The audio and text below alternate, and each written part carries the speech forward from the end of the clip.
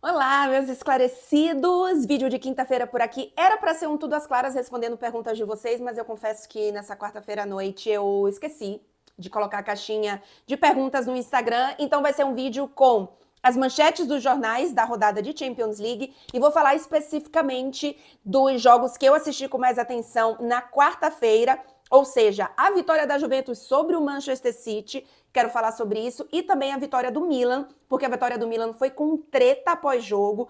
Paulo Fonseca soltando os cachorros para cima da equipe dele, teve declaração que eu acho que não deveria ter tido, então vou falar sobre isso também e analisar um pouquinho mais esses jogos da quarta-feira, lembrando que tem vídeo aqui no canal já sobre a rodada de terça-feira. Vou pedir para vocês não saírem desse vídeo sem deixar o like, super me ajuda, não custa nada para vocês. Confere se está inscrito no canal. Estamos muito perto de chegar a 35 mil inscritos e, claro, os comentários que eu leio todos e tô sempre batendo um papo com vocês por aqui. Vamos para a vinheta.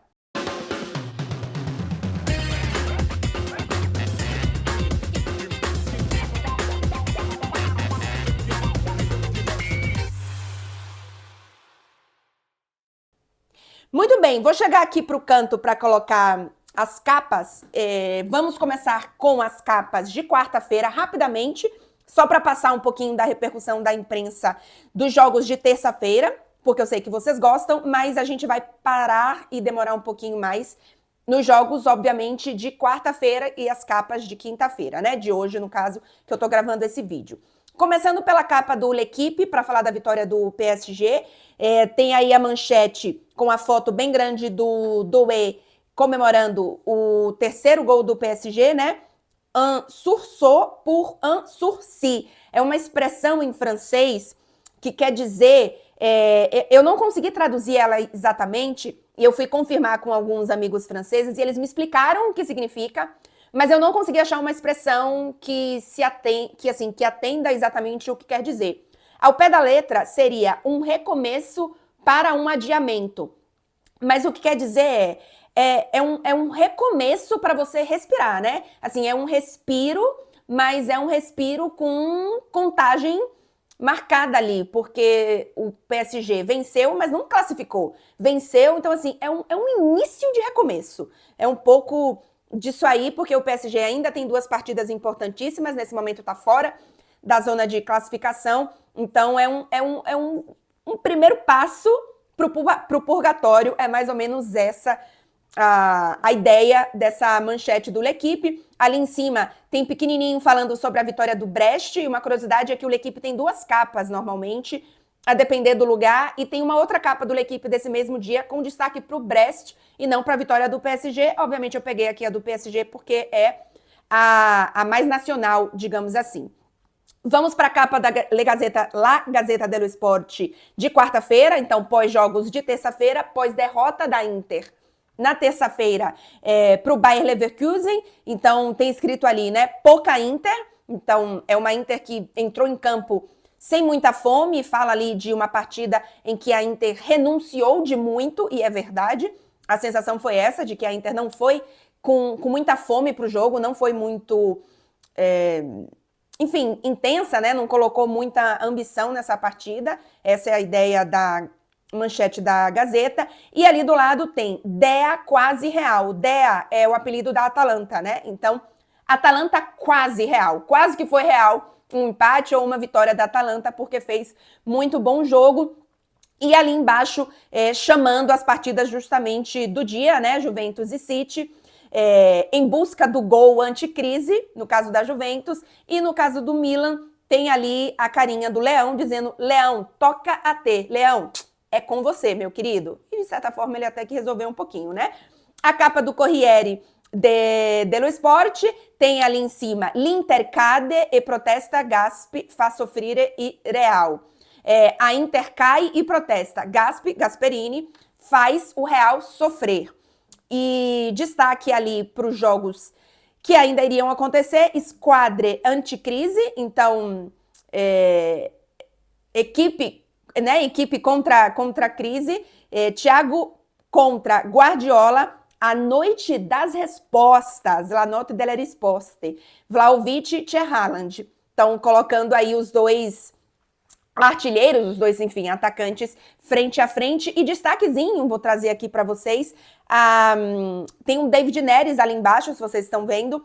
Napoli, Kvara, KO, que eu falei, o que é mesmo? É knockout, lembrei agora a palavra. É a hora de Neres, vamos ver, né? Porque o Kvara tá lesionado, não tem, inclusive, ainda previsão para os próximos jogos, e o David Neres deve ganhar espaço no Napoli, então chamando a atenção aí para o brasileiro. E fechando as capas de quarta-feira, o Tuttosport, que eu nem sempre trago aqui, mas como tem destaque para a Juventus, e eu vou falar muito da Juventus, trouxe ali em cima, Dea quase real, bem parecido, né, até a história da Atalanta, quase que foi real, né, Atalanta quase real, Inter rota, que é a Inter quebrada, né?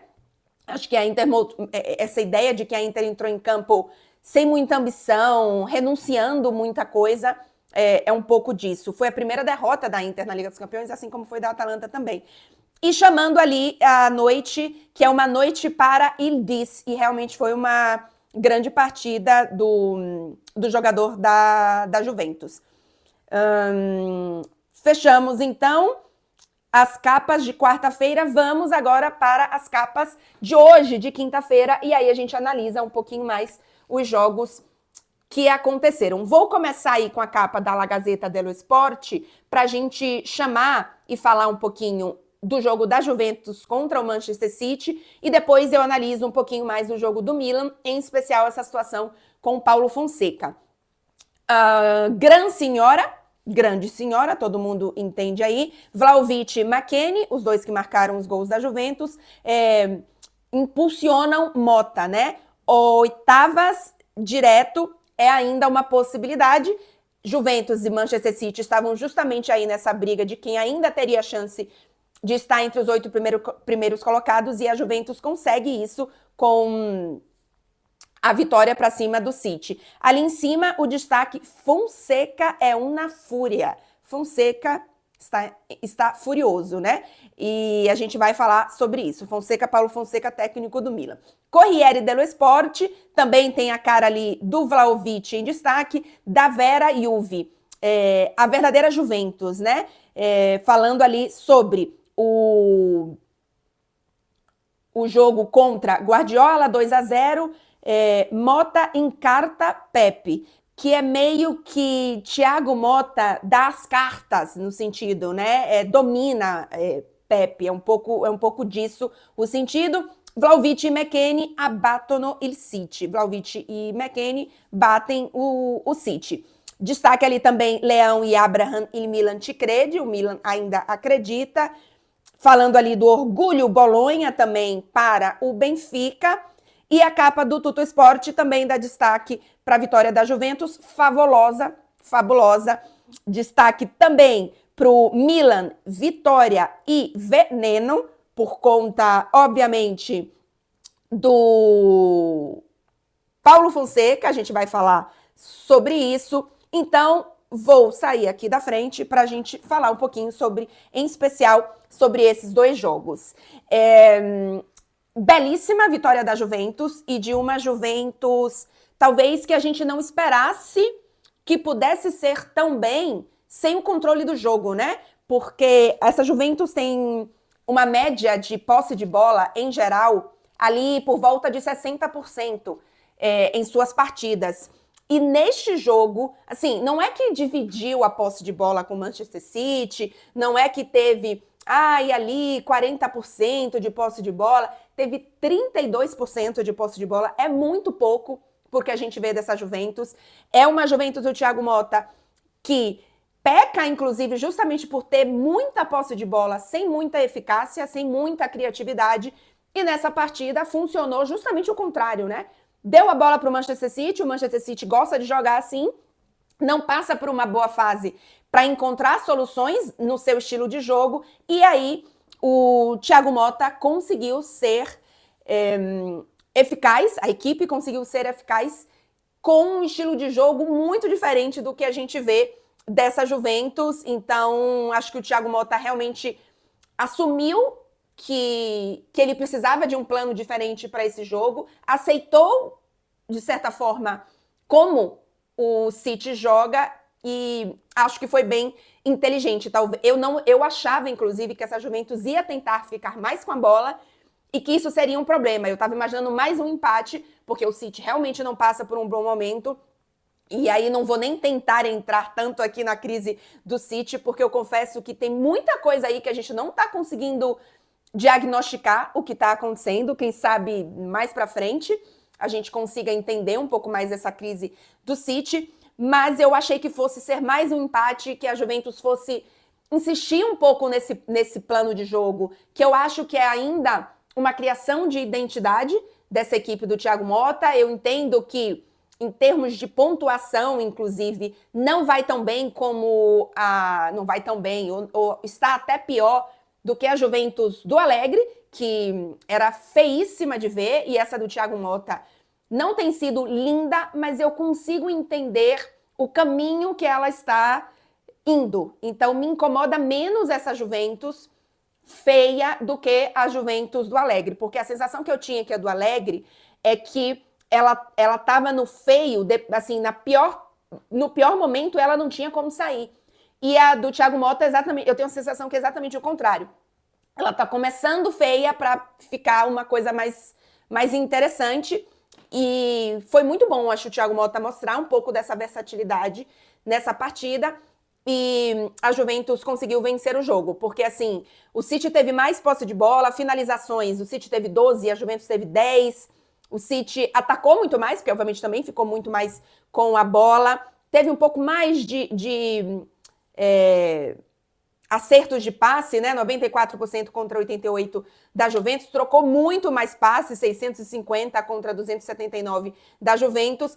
Mas ainda assim, quem foi eficaz, quem conseguiu vencer na proposta que pôde ter durante o jogo, foi a Juventus. Quero dar aqui destaque para a partida do Yildiz, obviamente, que é muito bom jogador, já falei aqui dele várias vezes, é que eu estava procurando aqui a escalação, só para ver se eu não esquecia nada de falar. Aqui, achei. O destaque para o Yildiz. O Danilo também fez grandíssima partida. Foi o jogador, acho que foi o jogador com mais passes na partida. Ele inicia, inclusive, uma das jogadas de gol. Foi muito, muito bem o Danilo. É um jogador que o Thiago Motta não tem contado tanto assim, mas eu vejo ele com uma liderança muito grande em campo e que eu acho que essa Juventus estava sofrendo um pouco sem essa liderança, tá? Vamos ver o que acontece.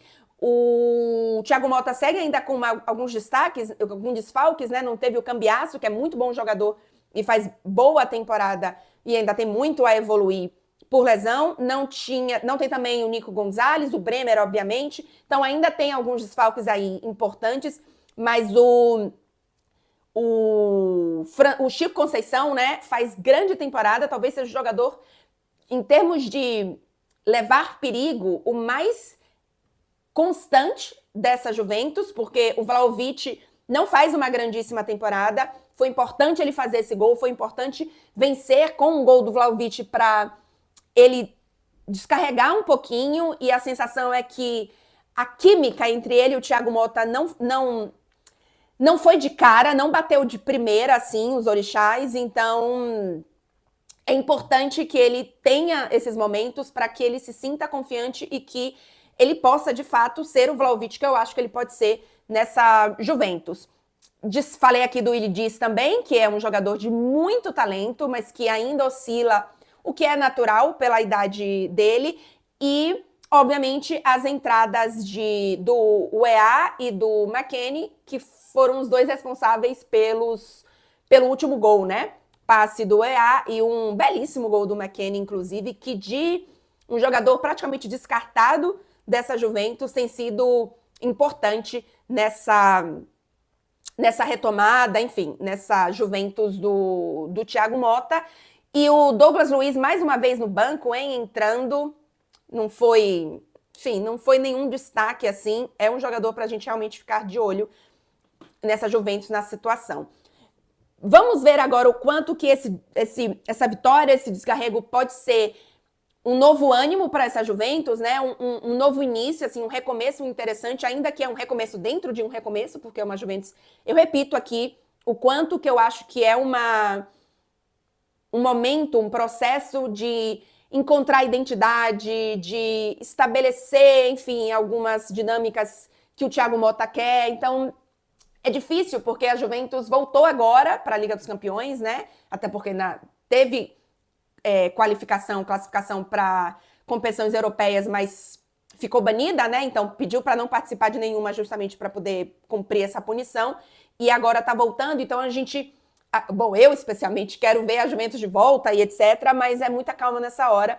É um processo de reconstrução, na minha opinião. E foi muito bem vencendo esse jogo.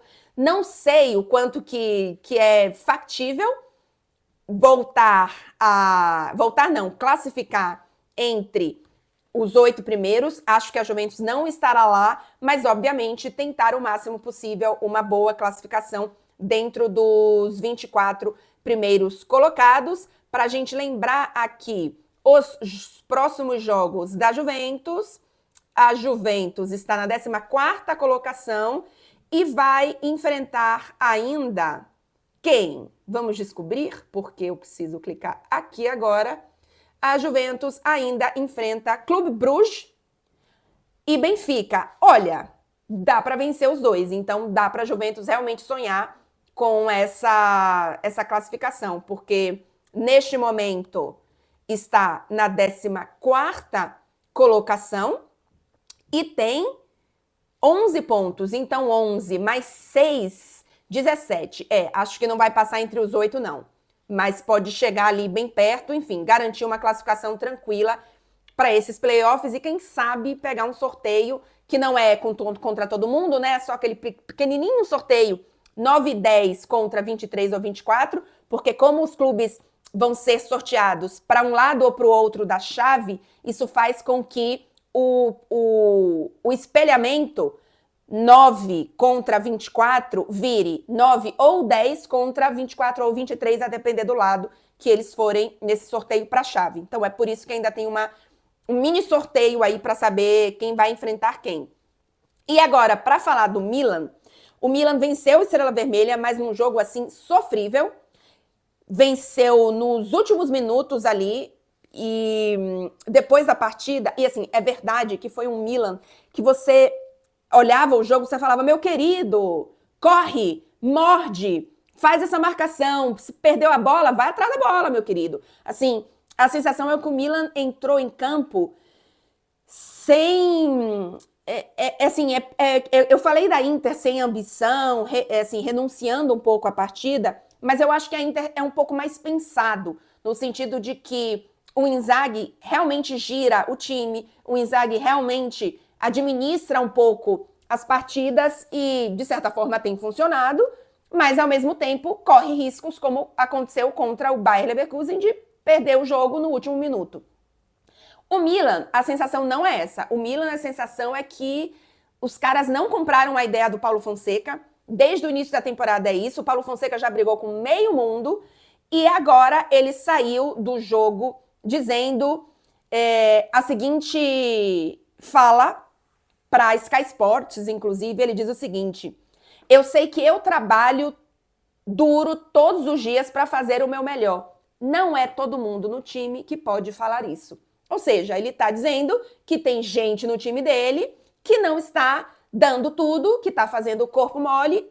Na coletiva depois perguntam a ele quem, e ele diz, eu não vou dar nomes, eu vou conversar primeiro com o time. Mas ele já tinha falado que o time não está correndo, que o time está de corpo mole. E assim, eu até acho que tem um pouco disso mesmo, tá? Eu acho que os jogadores não compraram a ideia do Paulo Fonseca, eu acho que eles estão meio que ferre-se esse cara. E isso tá, enfim, degringolando um pouco o Milan. É verdade que tem resultados nos últimos jogos, mas, tirando a derrota para a Atalanta, vinha, acho que de 6 jogos sem perder, sendo 4 vitórias e 2 empates, acho que era isso. Tem a vitória para o Real Madrid, mas não é uma equipe que vem jogando bem, deixando boas sensações. Eu acho que os resultados mascaram um pouco o que está acontecendo com esse Milan. E esse tipo de declaração não ajuda. Enfim, eu falei isso há algum tempo e eu acho difícil que o Paulo Fonseca termine essa temporada no Milan, tá? Porque ele falou, inclusive, esse time é uma montanha russa. A gente faz uma grande partida, depois uma péssima. É isso mesmo, meu querido. Então, assim, quem tem que resolver isso é você, né? E claramente acho que não vai resolver. Então, é tensa essa história do Milan, tá? É uma temporada pro torcedor do Milan sofrer, essa é a verdade. E se perigar, não vai pegar a Liga dos Campeões, não, viu? Não vai pegar a Liga dos Campeões, porque tá tendo uma Atalanta fazendo uma temporada incrível, a Lazio fazendo grande temporada, aí você ainda vai ter o Napoli, a Juventus, a Inter. Então, assim, são 4 ou 5 vagas. Não sei se vai ter vaga pro Milan, não. Não sei. Realmente complicado. Lembrando que semana que vem o Milan faz 125 anos de história. Vou ver até se faço um vídeo sobre isso para deixar para vocês aqui, porque semana que vem eu ainda tô aqui, tá? Mas depois vou tirar férias. Então, vou ver se eu gravo ainda um vídeo sobre o Milan. Se quiserem, se tiver torcedor do Milan aí, pode deixar aqui nos comentários, porque quando vocês dizem o que vocês querem, aí eu sei que, ok, pode dar mais retorno, pode ser realmente interessante esse vídeo. Então é isso, gente. Videozinho dessa quinta-feira pra vocês. Ficou até maior do que eu esperava. Não sai daí sem deixar o like, super me ajuda, não custa nada pra vocês. E nos comentários, eu estou lendo todos, participando aí das conversas com vocês e confere se tá inscrito no canal para não perder nenhum vídeo e a gente bater a meta de 35 mil inscritos por aqui. É isso, gente. Bom fim de semana. Não sei quando é o próximo vídeo, mas enfim, fiquem ligados aí para que ele apareça.